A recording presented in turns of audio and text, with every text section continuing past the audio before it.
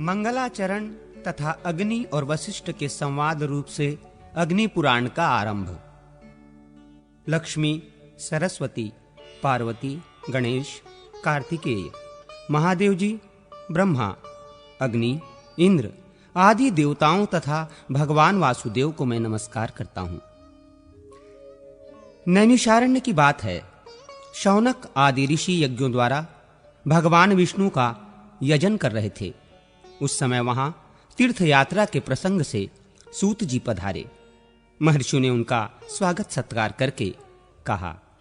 ऋषि बोले, सूत जी, आप हमारी पूजा स्वीकार करके हमें वो सार से भी सारभूत तत्व बतलाने की कृपा करें जिसके जान लेने मात्र से सर्वज्ञता प्राप्त होती है। सूत जी ने कहा, ऋषियों, भगवान विष्णु ही सार से भी सार तत्व हैं। वे सृष्टि और पालन आदि के कर्ता और सर्वत्र व्यापक हैं। वो विष्णु स्वरूप ब्रह्म मैं ही हूं। इस प्रकार उन्हें जान लेने पर सर्वज्ञता प्राप्त हो जाती है। ब्रह्म दो स्वरूप जानने के योग्य हैं, शब्द ब्रह्म और पर ब्रह्म। दो विद्याएं भी जानने के योग्य हैं, अपरा विद्या और परा विद्या। ये अथर्व वेद की श्रुति का कथन है। एक समय की बात है, मैं, सुखदेव जी तथा पैल आदि ऋषि बद्रिकाश्रम को गए और वहां व्यास जी को नमस्कार करके हमने प्रश्न किया। तब उन्होंने हमें सार तत्व का उपदेश देना आरंभ किया। व्यास जी बोले, सुत, तुम शुक आदि साथ सुनो। एक समय मुनियों के साथ मैंने महर्षि वशिष्ठ से सारभूत परात्पर ब्रह्म के विषय में पूछा था। उस समय उन्होंने मुझे जैसा उपदेश दिया था वही तुम्हें बतला रहा हूं। वशिष्ठ जी ने कहा, व्यास, मैं सर्वांतर्यामी ब्रह्म के दो स्वरूप हैं, मैं उन्हें बताता हूं, सुनो। पूर्व काल में ऋषि मुनि तथा देवताओं सहित मुझसे अग्निदेव ने इस विषय में जैसा जो कुछ भी कहा था वही मैं तुम्हें बता रहा हूं। अग्नि पुराण सर्वोत्कृष्ट है। इसका एक एक अक्षर ब्रह्म विद्या है, अतएव यह परम ब्रह्म स्वरूप है। ऋग्वेद आदि संपूर्ण वेद शास्त्र अपर ब्रह्म है। पर ब्रह्म स्वरूप अग्नि पुराण संपूर्ण देवताओं के लिए परम सुखद है। अग्नि देव द्वारा जिसका कथन हुआ है वो आग्नेय पुराण वेदों के सर्वतुल्य सर्वमान्य है। ये पवित्र पुराण अपने पाठकों और श्रोताजनों को भोग तथा मोक्ष प्रदान करने वाला है। भगवान विष्णु ही कालाग्नि रूप से विराजमान हैं। वे ही ज्योतिर्मय परात्पर पर ब्रह्म हैं। ज्ञान योग तथा कर्म योग द्वारा उन्हीं का पूजन होता है। एक दिन उन विष्णु स्वरूप अग्निदेव से मुनियों सहित मैंने इस प्रकार प्रश्न किया। वशिष्ठ जी ने पूछा, अग्निदेव, संसार सागर से पार लगाने के लिए नौका रूप परमेश्वर ब्रह्म के स्वरूप का वर्णन कीजिए और संपूर्ण विद्याओं के सारभूत उस विद्या का उपदेश दीजिए जिसे जानकर मनुष्य सर्वज्ञ हो जाता है। अग्निदेव बोले, वशिष्ठ, मैं ही विष्णु हूं। मैं ही कालाग्नि रुद्र कहलाता हूं। मैं तुम्हें संपूर्ण विद्याओं की सारभूत विद्या का उपदेश देता हूं जिसे अग्नि पुराण कहते हैं। वही सब विद्याओं का सार है। वो परम ब्रह्म स्वरूप है। सर्वमय एवं सर्व कारण भूत ब्रह्म उससे भिन्न नहीं है। उसमें सर्ग, प्रतिसर्ग, वंश, मनवंतर, वंशानुचरित आदि का तथा मत्स्य कूर्म आदि रूप धारण करने वाले भगवान का वर्णन है। ब्रह्मन, भगवान विष्णु की स्वरूप भूता दो विद्याएं हैं, एक परा और दूसरी अपरा। ऋक्, यजुः, साम और अथर्व नामक वेद, वेद के छहों अंग, शिक्षा, कल्प, व्याकरण, निरुक्त, ज्योतिष और छंद शास्त्र तथा मीमांसा, धर्मशास्त्र, पुराण, न्याय, वैदिक, आयुर्वेद, गांधार्व वेद, संगीत, धनुर्वेद और अर्थशास्त्र, ये सब अपरा विद्या हैं। तथा पराविद्या वो है जिससे इस अदृश्य, अग्राह्य, ग्रोतर रहित, चरण रहित, नित्य अविनाशी ब्रह्म का बोध हो। इस अग्नि पुराण को पराविद्या समझो।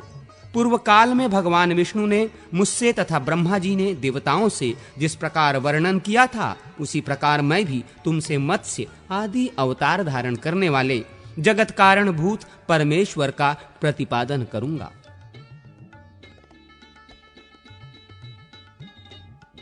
मत्स्यावतार की कथा।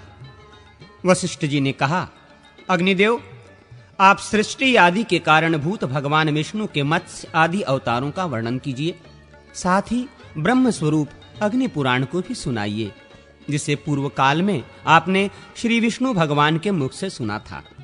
अग्निदेव बोले, वशिष्ठ सुनो, मैं श्रीहरि के मत्स्यावतार का वर्णन करता हूँ।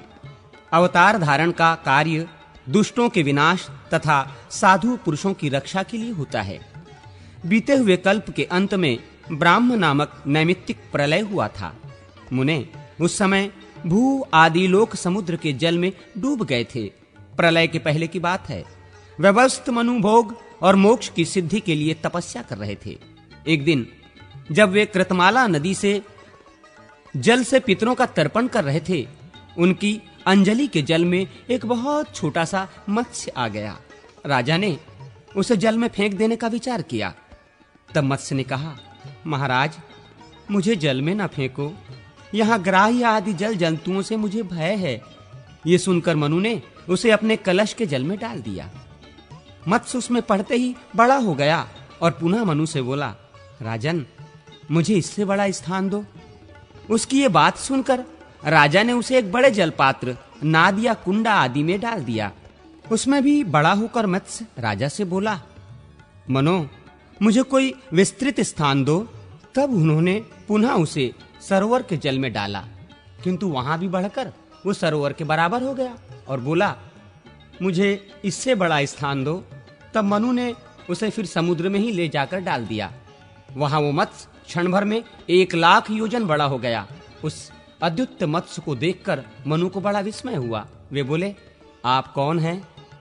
निश्चय ही आप भगवान श्री विष्णु जान पड़ते हैं। नारायण, आपको नमस्कार है। जनार्दन, आप किस लिए अपनी माया से मुझे मोहित कर रहे हैं? मनु के ऐसा कहने पर सबके पालन में संलग्न रहने वाले मत्स्य रूपधारी भगवान उनसे बोले, राजन, मैं दुष्टों का नाश और जगत की रक्षा करने के लिए अवतीर्ण हुआ हूं। आज से 7वें दिन समुद्र संपूर्ण जगत को डुबो देगा। उस समय तुम्हारे पास एक नौका उपस्थित होगी। तुम उस पर सब प्रकार के बीज आदि रखकर बैठ जाना। सप्तर्षि भी तुम्हारे साथ रहेंगे। जब तक ब्रह्मा की रात रहेगी, तब तक तुम उसी नाव पर विचरते रहोगे। नाव आने के बाद मैं भी इसी रूप में उपस्थित होऊंगा। उस समय तुम मेरे सिंग में महासर्पमयी रस्सी से उस नाव को बांध देना। ऐसा कहकर भगवान मत्स्य अंतर्धान हो गए और व्यवस्थ मनु उनके बताए हुए समय की प्रतीक्षा करते हुए वहीं रहने लगे। जब नियत समय पर समुद्र अपनी सीमा लांघकर बढ़ने लगा, तब वे पूर्वोक्त नौका पर बैठ गए। उसी समय एक सिंह धारण करने वाले सुवर्णमय मत्स्य भगवान का प्रादुर्भाव हुआ। उनका विशाल शरीर 10,00,000 योजन लंबा था। उनके सिंग में नाव बांधकर राजा ने उनसे मत्स्य नामक पुराण का श्रवण किया, जो सब पापों का नाश करने वाला है। मनु भगवान मत्स्य की नाना प्रकार के स्रोतों द्वारा स्तुति भी करते थे। प्रलय के अंत में ब्रह्मा जी से वेद को हर लेने वाले हयग्रीव नामक दानव का वध करके भगवान ने वेद मंत्र आदि की रक्षा की। तत्पश्चात वाराह कल्प आने पर श्री हरि ने कच्छप रूप धारण किया। समुद्र मंथन, कूर्म तथा मोहिनी अवतार की कथा।